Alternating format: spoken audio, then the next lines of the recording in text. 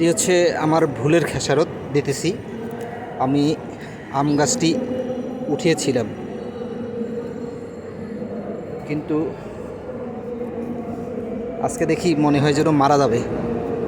এই জন্য এটাকে একটু শক্ত জায়গায় আবার লাগিয়ে দিব, যাতে যেন আম গাছটি বাঁচে।